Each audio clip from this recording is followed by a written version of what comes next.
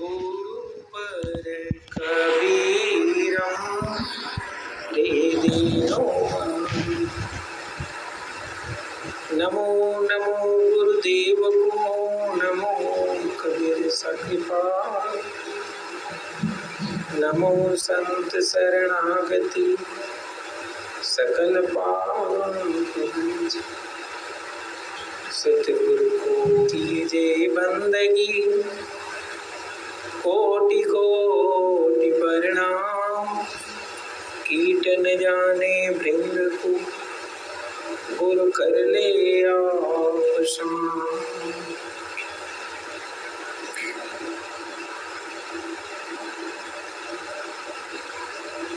सतगुरु कबीर साहब का यह पावन दरबार प्रगट भूमि लहरथरा धाम,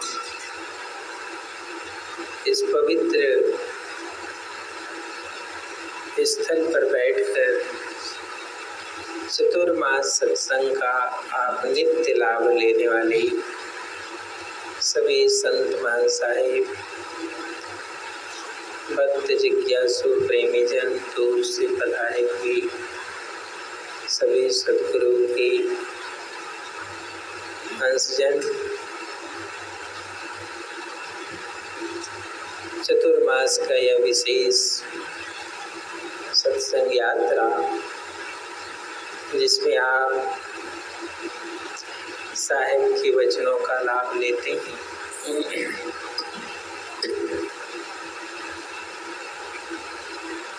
कोई भी साधन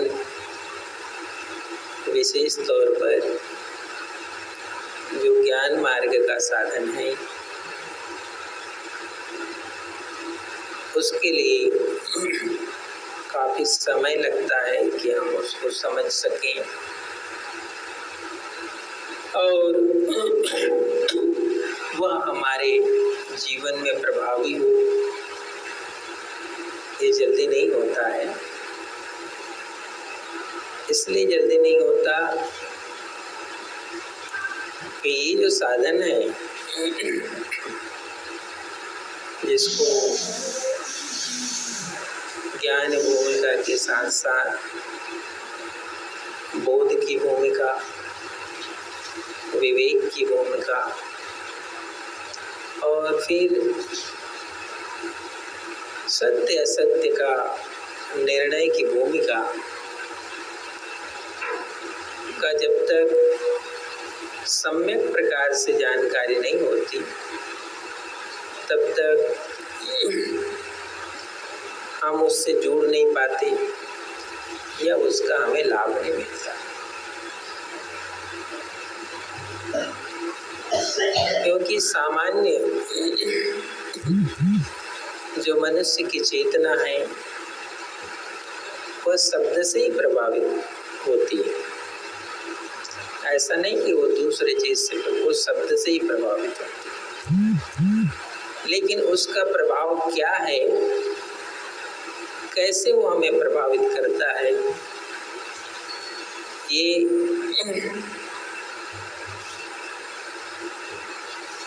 जब कोई निर्णयात्मक बोध होता है तब पता चलता है कि ये शब्द कैसे प्रभावित करता है। इसलिए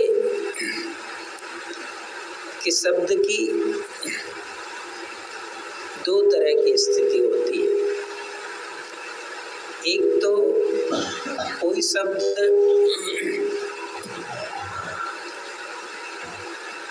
हमें अपने अधिकार क्षेत्र में रखता है, या समझो सरल भाषा में कोई शब्द से हम बंधे होते हैं। इसको ध्यान से समझना। कोई शब्द से हम बंध जाते हैं, मतलब ये जीव बन जाता है। और कोई शब्द जो है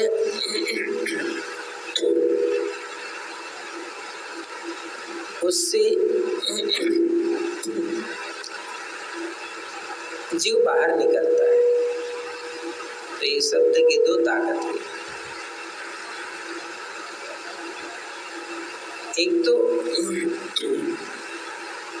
निर्बंध अवस्था में जो जीव है उसको कहीं न कहीं बंधने का अवसर ही जगत है, संसार है। ये इसका रहस्य है, ऐसा नहीं है कि ये बिना रहस्य है, ये रहस्य है। क्योंकि जो जीव जगत में शरीर धारण करके आता है तो उसके साथ संस्कार के तो बंधन रहते ही है ना, संस्कार के तो बंधन रहते ही है। उसके बाद सूक्ष्म संस्कार के बंधन रहते हैं और उसके बाद जब वो संसार में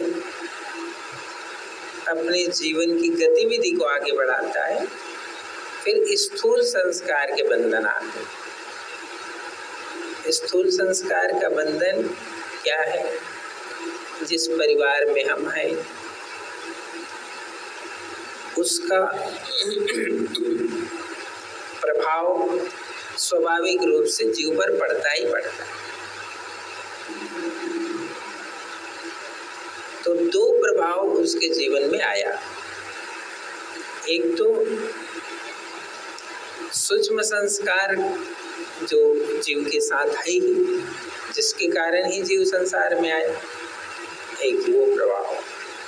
अब दूसरा प्रभाव उसको पड़ रहा है परिवेश का, समाज का, परिवार का, ये प्रभाव उसको पड़ता है। ये दो प्रभाव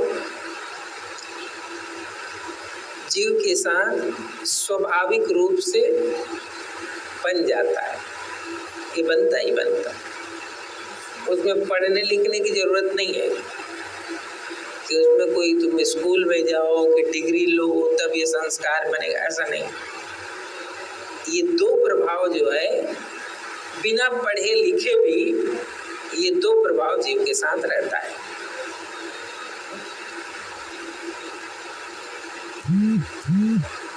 अब इसी प्रभाव का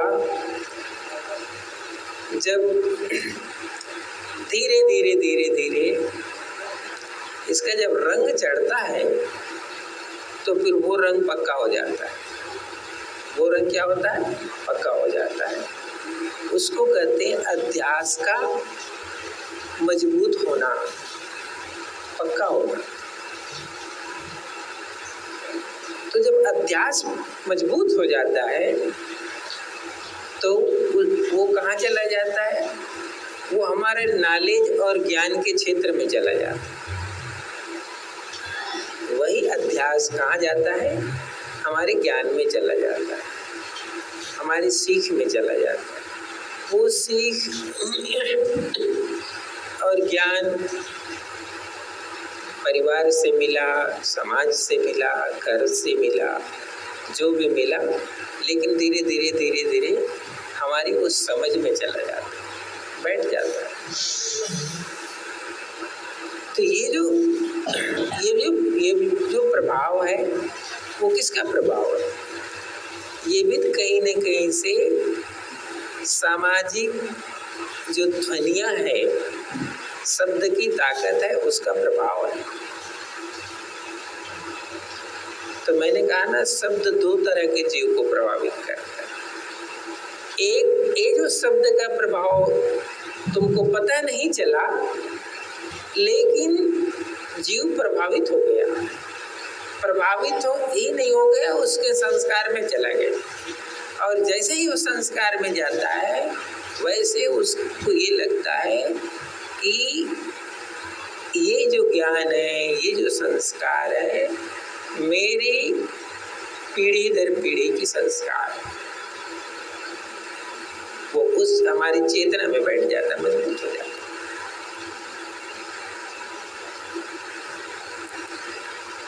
ऐसी यात्रा होती है इस संस्कार की, शब्द की। इस तरह से हमारे जीवन में ये प्रवेश करता है। साहेब ने ये शब्द प्रकरण में जो उपदेश दिए अब इसका जो संबंध है, साधन है, वो किसका है, किस अवस्था का है, किस भूमिका का है, उसको जब आप समझते हो तब दो टकराव पैदा होता है उस पर। वो टकराव ही है। क्या टकराव पैदा होता है? एक जो आपके पास संस्कार था, वो जो सूक्ष्म संस्कार था वो, और जो परिवेश से आपको, समाज से जो संस्कार मिला वो, ये तो कहीं ना कहीं आपका अपना हो ही गया ना। ऐसे समझो, माता और पिता का छोड़ा हुआ धन संपत्ति,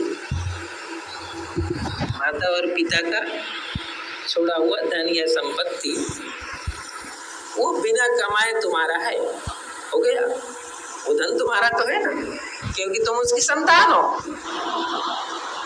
उसको तुम नहीं भी कमाओगे तो पर भी वो तुम्हारा हो गया, हो गया।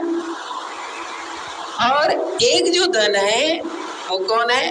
तुमको कमाना पड़ेगा, वो धन भी उसमें इंक्लूड हो जाए, जुड़ जाएगा। नहीं जुड़ेगा? जुड़ेगा। तो नहीं कमाने पर भी जो धन माता और पिता का था वो मुझे मिल गया, मिल गया। लेकिन धन तो है ना वो, कि धन नहीं है? वो धन है ही, क्योंकि वो माता पिता का कमाया हुआ, मैं उसकी संतान हूँ, ये धन मुझे प्राप्त हो गया। और दूसरा धन कौन है? जो धन अब आप मेहनत करोगे, आप मेहनत करोगे तो वो भी धन जो है अब आपके पास आएगा। तो संस्कार जो है वो इसी तरह से धन बन गया आपके लिए, यही तो धन बन गया। अब उस धन में, चलो ये तो मैं धन, व्यवहारिक धन की बात कर दिया, लेकिन चेतना भी तो कोई धन से प्रभावित हो जाता है, जिसमें क्या है? जिसमें उपासना है, जिसमें साधना है, जिसमें कर्म कांड है, जिसमें क्रिया है, ये भी तो वहीं से आया ना, वहीं से नहीं आया? ये भी वहीं से आया, और वहीं से आकर के हमें प्रभावित किया, हम उसके प्रभाव में।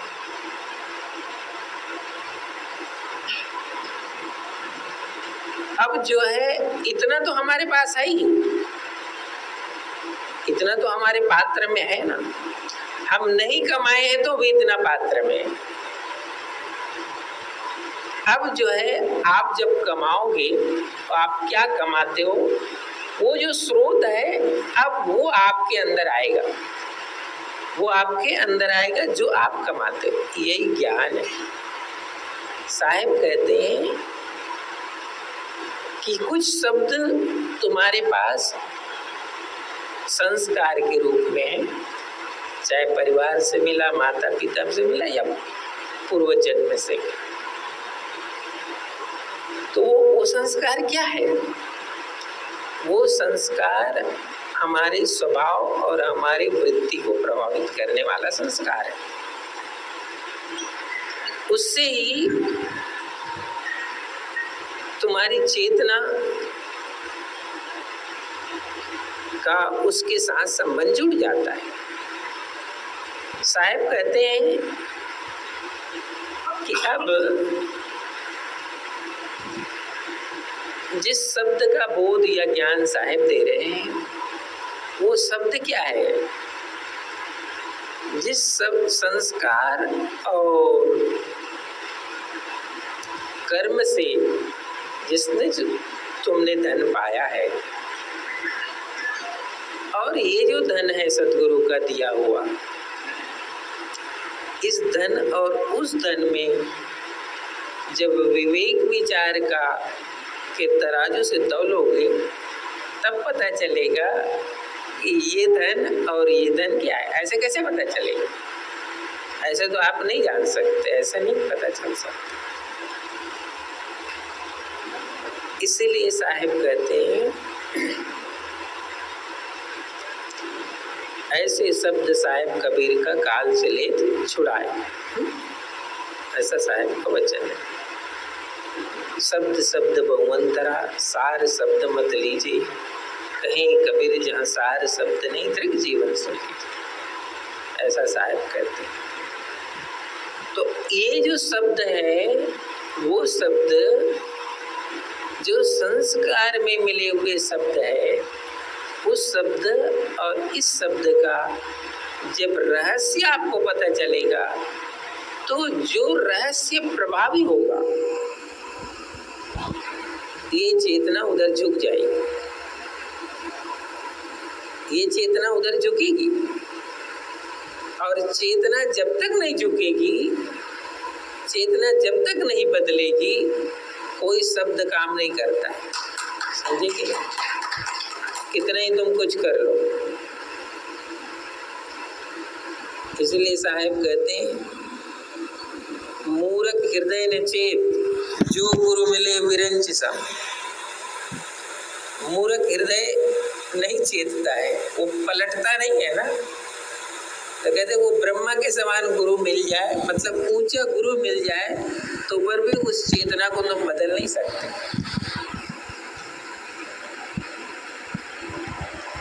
तो यहाँ साहिब कहते हैं, जिस शब्द और संस्कार तुम्हारा धन बन चुका है, उस धन को जानना, समझना, और जो नया धन तुम्हें प्राप्त होना है, उस धन के मूल तोल को समझना, उसके महत्व को समझना, तब चेतना बदलेगी। और चेतना के बदले बिना न जड़ध्यास टूटता है, न जड़ध्यास समाप्त होता है, न चित्त उपासना से उपराम होता है, कुछ नहीं होता। तो वो शब्द क्या करेगा? यहाँ तो साहब कहते हैं, मैं ऐसे शब्द देने के लिए आया, ऐसे ज्ञान तुम्हें देने के लिए आया जिससे तुम्हारा सब बंधन टूट जाएगा, सब बंधन से तुम मुक्त हो जाओगे। तो जो शब्द तुम्हें पकड़ कर रखा है, एक वो अवस्था है, एक ये अवस्था है जहां से शब्द तुम्हें बाहर निकालेगा। तो दोनों में फर्क नहीं समझ में आता। कोई शब्द की ताकत में तुम बंध चुके हो, नहीं बंधे हो तो भी बंधन है वो। तुम्हें नहीं लगता कि मैं बंधा हूं, लेकिन संस्कार बताता है ना। तुम्हारी चेतना, तुम्हारी सोच, तुम्हारी विचार, क्रिया, कलाप, उपासना, साधना, ये तो बताता ही है कि किस अवस्था में शब्द का प्रभाव है तुम्हारे जीवन पर, ये बताता है। तो वो शब्द का प्रभाव है, तुम बोलो चाहे नहीं बोलो, तुम कहो चाहे मत कहो, लेकिन वो शब्द का प्रभाव है। तो साहब कहते हैं, जीव को एक शब्द बांध कर रखा है, जीव को कोई शब्द बांध कर रखा है। तो जो शब्द बांध कर रखा है, साहिब उसी अवस्था में उस ज्ञान को उपलब्ध कराते हैं कि ये बंधन से जब तक जीव छूटेगा नहीं, तब तक जीव इस संस्कार से मुक्त नहीं हो सकता, वो बाहर नहीं निकल सकता। उस अवस्था से बाहर निकालने के लिए जिस शब्द को सदगुरु कबीर साहब ने इस जीव को सुनाया, उसी को सार शब्द कहते हैं। वो सार शब्द है, क्योंकि सार शब्द का मतलब क्या होता है? सार शब्द का मतलब ये होता है, जिस बंधन में जीव शब्द की ताकत से बंधा है, उसका उसको पता चलना। तो वो सार शब्द के बिना नहीं पता चलता। वो पता तो चलना चाहिए ना कि मैं किस शब्द की ताकत से बताऊं। वो शब्द है, लेकिन उसका रेंज क्या है, उसकी अवस्था क्या है, उसकी गति क्या है, उसकी मुक्ति क्या है, ये पता होना चाहिए।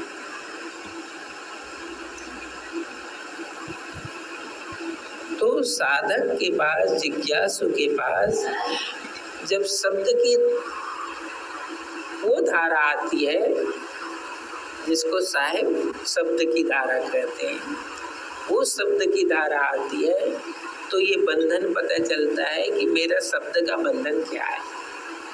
वो बंधन है कि मुक्ति है कि क्या है, वो तभी पता चलता है। उसके पता चले बिना तो हिल डुल नहीं सकते, चेतना हट नहीं सकती वहां से। और जब चेतना ही नहीं हट सकती तो शब्द कोई काम नहीं करता है। शब्द का काम है चेतना को प्रभावित करना। शिष्य की चेतना शब्द से प्रभावित होकर के ऊंची अवस्था को प्राप्त करती, तो ये बंधन ढीले हो जाते। उसको साहेब ने जगत का बंधन कहा, माया का बंधन कहा, काल का बंधन कहा।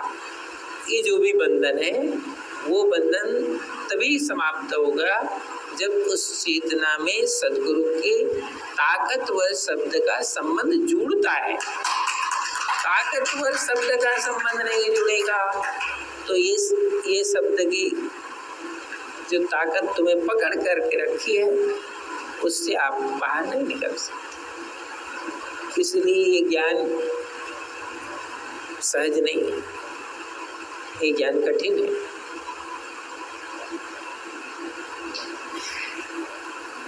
तो ये साहेब कहते हैं कि जिस शब्द से तुम्हें ये ज्ञान की प्राप्ति होती है वो शब्द के आश्रय को ग्रहण करो, उस शब्द के आश्रय को ग्रहण करो। वो शब्द का आश्रय ग्रहण करने से ही उस शब्द की ताकत से तुम मुक्त हो। तो बंधन का भी साधन शब्द ही है, ये ध्यान से सुनो। बंधन का साधन कोई अस्त्र शस्त्र नहीं है, बंधन का साधन भी शब्द ही है और मुक्ति का भी साधन शब्द है, दूसरा नहीं है। जीव के लिए बंधन का भी साधन शब्द है और जीव के लिए मुक्ति का भी साधन शब्द है। इसीलिए साहेब कहते हैं सार शब्द के मत को ग्रहण करो, सार शब्द के आश्रय को ग्रहण करो, तभी तुम इससे मुक्त हो। बंधन रूपी जो शब्द है उससे मुक्त होने के लिए उस बंधन से मुक्त होने वाले शब्द के आश्रय में जाना पड़ता है। इसलिए सद्गुरु इस संसार में कोई अस्त्र शस्त्र लेकर नहीं आए हैं? क्या लेकर आए? शब्द की ताकत लेकर। क्योंकि अमर मुकाम से साहेब जो है क्या ताकत लेकर आए? शब्द की ताकत लेकर आए और उसी शब्द को सद्गुरु ने इस जीव के लिए सीढ़ी बना दी। इसीलिए साहेब कहते हैं संतों शब्द साधना कीजिए। और उसमें क्या कहें? जय शब्द से ये सृष्टि प्रकट हुई है, जिस शब्द से राम प्रकट हुए, जिस शब्द से तीन गुण प्रकृति की उत्पत्ति हुई, वो शब्द को जानो समझो, तभी तुम पता कर पाओगे कि काल की सत्ता जो है शब्द की कितनी ऊंचाई पर है, वो कितनी ऊंचाई पर है जहां जीव को बंधन में बांध कर रखा है। ये तब पता चलेगा, ऐसे नहीं पता चलता है। इसलिए साहेब के मार्ग में इस शब्द के साधन को समझना, इसके लिए विवेक के साथ साथ मज्जन करना पड़ता है। मज्जन किसको कहते हैं? तत्व भेद को अच्छे गुरु से समझना, तब शब्द समझ में आता है, ऐसे शब्द नहीं समझ में आता। अब बहुत लोग तो कहते हैं सब शब्द एक ही है, सब कहते हैं सब शब्द एक ही है, लेकिन साहब कहते हैं ऐसा नहीं कहते सब शब्द एक। व्यवहार में भी कुछ शब्दों का प्रभाव व्यवहार में भी फर्क डालता है, लेकिन जब सत्ता की बात होती है और शक्ति की बात होती है तो सत्ता और शक्ति के भेद में भी शब्द की ही ताकत होती है, दूसरी ताकत नहीं होती, शब्द की ताकत होती है। इसीलिए साहब कहते हैं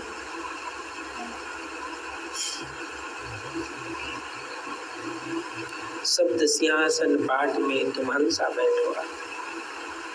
हे हंस, मैं तुम्हारे लिए क्या लेकर आया हूँ? तुम्हारे लिए क्या लेकर आया हूँ? शब्द का सिंहासन लेकर आया हूँ, शब्द का पाठ लेकर आया हूँ। तुम उसमें विराजित हो जा, तुम उसमें विराजित हो जा। विराजित होने, वो कैसे विराजित होगा? तो कहते हैं कोई शरीर विराजित नहीं होगा, शरीर को हटाने की जरूरत नहीं पड़ती, बोध हटता है। बोध जब हट जाता है शरीर अपने आप हट जाता है। बोध नहीं हटेगा तो शरीर नहीं हट सकता।